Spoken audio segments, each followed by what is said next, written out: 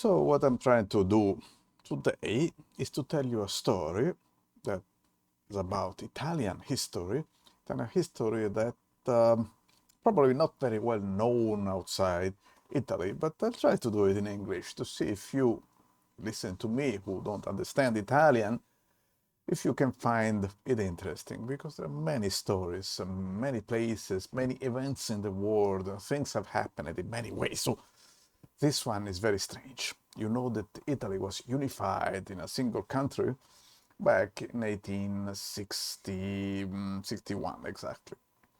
But before the unification, the time of Garibaldi, before there were several attempts to unify Italy that failed. And one of these attempts was real madness by a man whose name was Carlo Pisacane, a Neapolitan nobleman, who tried to conquer, to rise the people against the king of Naples, at the time was called the Kingdom of the Two Sicilies, raise a revolution and conquer the kingdom. 20 people helped by some 300 criminals, essentially, freed from jail. And the strange story of this failed revolution, because you can imagine it failed, 20 people plus 300 criminals against a kingdom, not so easy.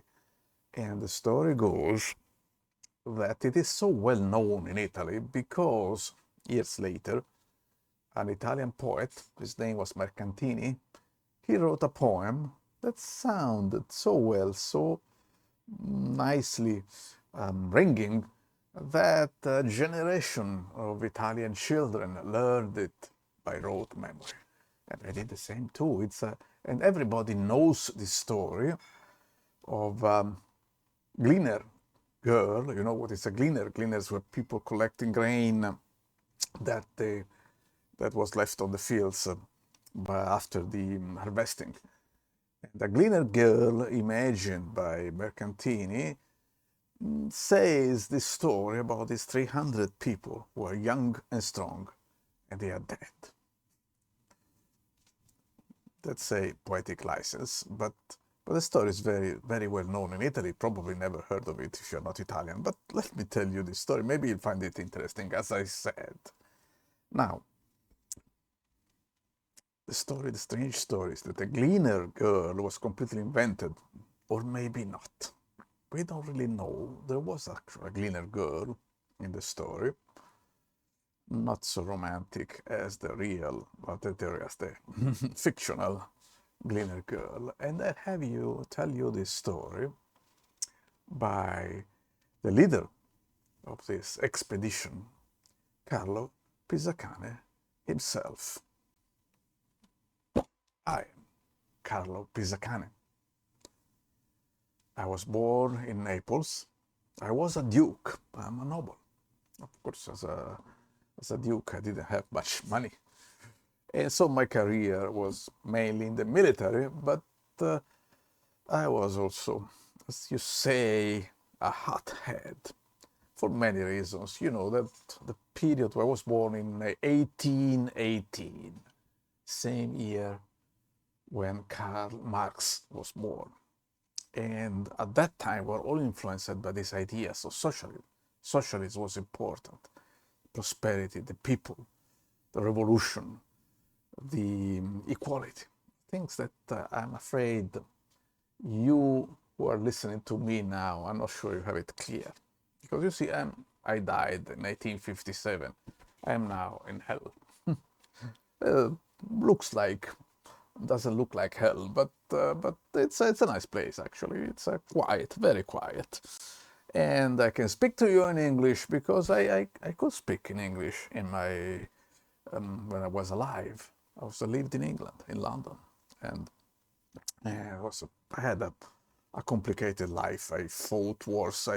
I got in love with the wife of my cousin. He was not happy and he tried to kill me and her, but we escaped. And I've been always in love with my companion, my woman. Enriqueta. Enriqueta was her name, and she stayed with me in several of these battles, these terrible battles. We defended Rome together with, Garibaldi was there. Oh, it's a big experience. 1849, the defense of Rome against the French troops of the Roman Republic, and should have seen Enriqueta fighting with a gun in her hands, but I'm not going to tell you much about this story. Let's just say that I was a young man. I had read a lot about the revolutionary movements. I believed that it was necessary. Revolution was necessary to raise Italians, from a condition of poverty, of enslavement, oppression from these nobles, kings, and various things. But I was not especially in favor of the king of Piedmont who then conquered Italy. But let's wait for a moment. So I was not alone. There were a lot of people who had this idea. Some of them fought in some ways, some places. It was, as you can imagine, a complex period. Many wars, many battles, people dying for what they thought it was an ideal. And I escaped mostly these problems. I survived up to a certain moment. And back in 1857, a little bit earlier than that, there came this idea that maybe we could attack the Kingdom of Naples. Let me repeat, it was not the Kingdom of Naples, it was the Kingdom of the Two Sicilies, but we refer to it as the Kingdom of Naples, of course. Raise the population, chase away the king, and establish a republic. Good idea, maybe. At that time, it looked a little logic. And you may have heard of Giuseppe Mazzini. Was a revolutionary, a theoretical revolutionary in Italy. At that time, I didn't agree with him on everything, but he convinced me that it was a good idea, other people. But you see, the story is more complicated than this. Imagine a madman, me, madman decides to start this fantastic enterprise. Few people, we were about 20, 25, attacking a whole kingdom. Even so, even 20 people need some money. And I got this money from a banker, a Genoese banker, which should have been, I've been thinking about it. Why is a banker financing me for this mad enterprise? And the story, now that I'm here in hell, I think I know what was really happening, and it was a trick played on me by some, I don't know exactly who, but somebody. Story goes as follows. Yeah, okay, let me explain to you this. It was a big war in 1850, the War of Crimea. That the Neapolitan king, Ferdinand, he refused to send troops against Russia. I think he did well, honestly. I didn't like him so much, but I think he did well.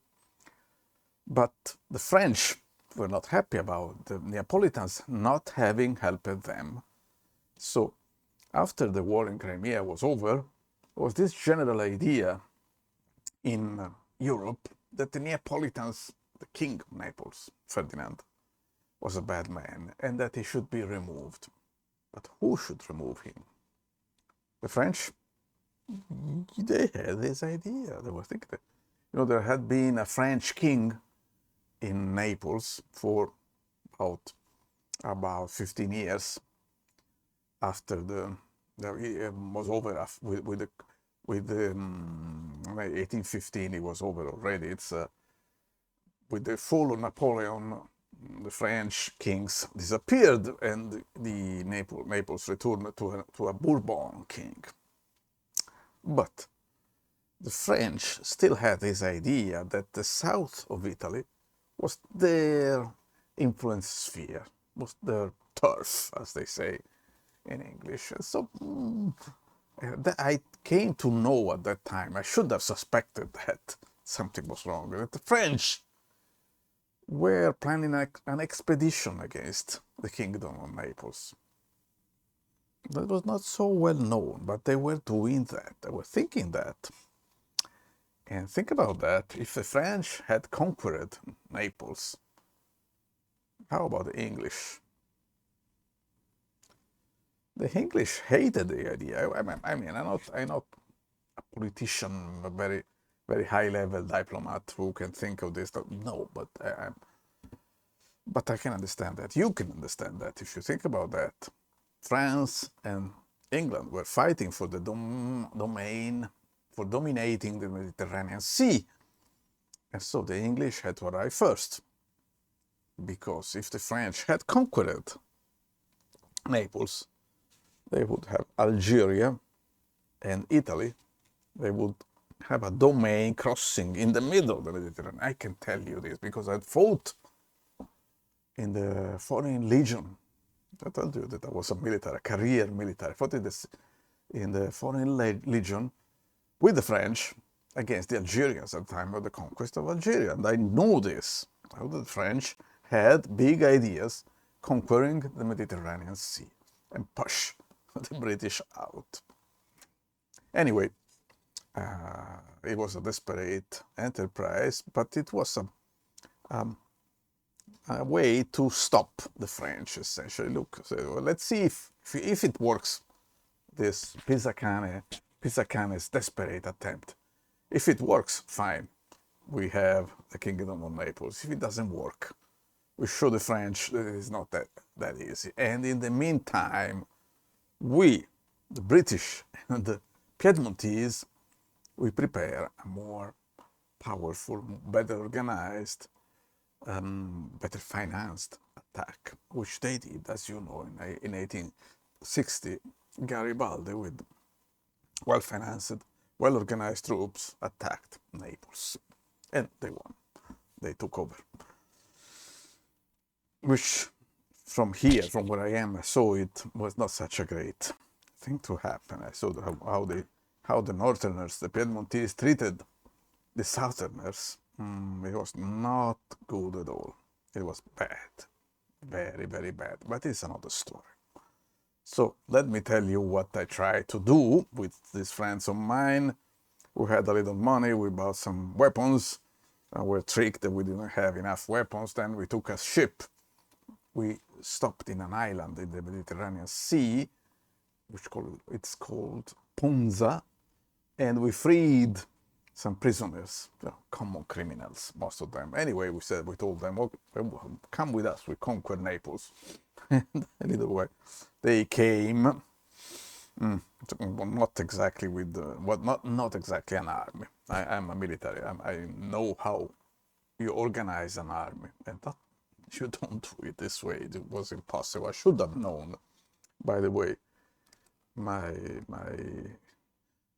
companion Enriqueta told me, Carlo, you're going to die, and I didn't listen to her. Big mistake. But anyway, I'm not going to tell you exactly the details of this story, because you fight with 300 men, 20 plus 300 madmen against a kingdom. No way. The whole expedition lasted a few days, and eventually we were defeated, and I myself ended up here in hell. Fine, not a big problem. It had to be. But the story I wanted to tell you about is Gleaning girl.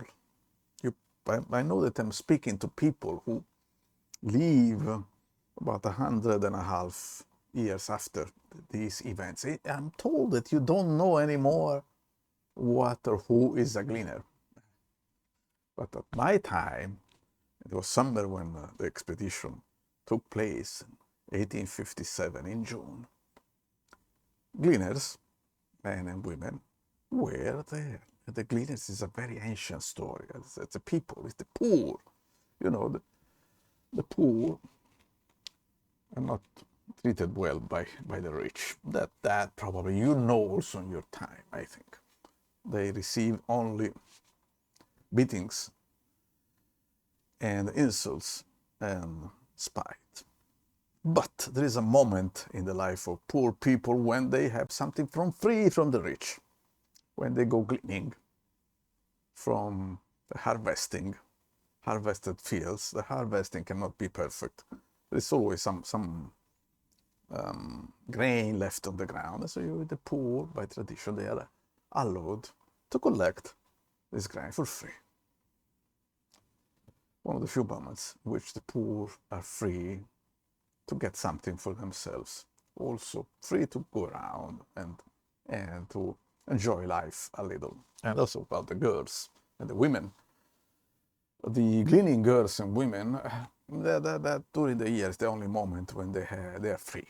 They can walk alone in the field and meet maybe their friends and meet their male friends, something they cannot do at home, especially girls. Have a moment of freedom that they normally don't have. And so there is this moment of enjoyment, let's say, it's which happened at that time. It was known. It was known. So, what happened? Mr. Mercantini, who was a poet, later on after the story, he wrote this poem that you may have heard about, a story of 300 men strong, 300, and they died. He refers as the gleaning girl, referring to me as handsome captain. You can imagine how happy I was in hell knowing that story. But never, I met him, this Mercantini. He's in hell with us. Where did you get this idea? And I said, well, you know, Carlo is my idea.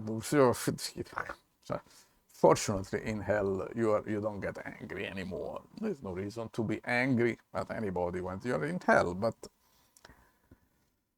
he idealized the expedition. He idealized me. It's fine. It's part of life. But there's something that I want to tell you. That the gleaning girl may have existed. Something like that. And I asked this to Mercantini also. He said, are you sure about maybe. But there was a story, a bad story, a sad story, that I'm telling you this from hell. I was not there. But if you want to check what I'm telling you, you can find the official documents. It's still available at your time. And one gleaning girl, her name was Rosa Perrotta. Find the records in the police records of the Neapolitan kingdom. She was raped and killed by my men. Those 300, together with other people, were shot and killed. And this girl was raped and killed, a gleaning girl. See, I can tell you honestly, I was not there. Had I been there, I would have killed them with these hands. I would do it even though I'm in hell now, still getting angry. These stupid idiots. But in a way, it is my fault because I took them there. And there are reasons why I'm in hell, unfortunately. And so it was. This poor girl, forgotten, I think you never heard of her, inspired Mercantini to tell a story that everybody knows, as if it had been a beautiful story, which was not. And so this is the story of this sad, unsuccessful expedition.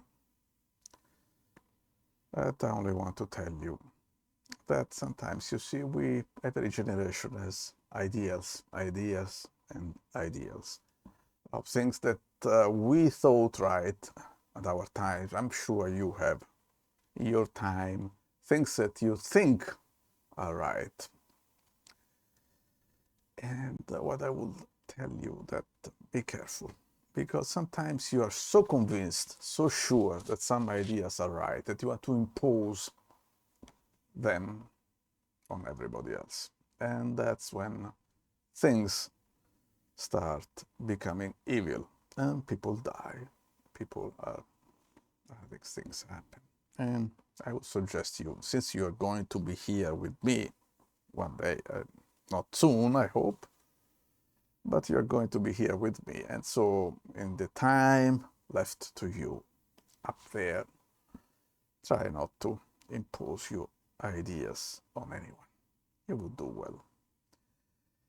And that's the end of my story, told to you by Carlo Pisacane,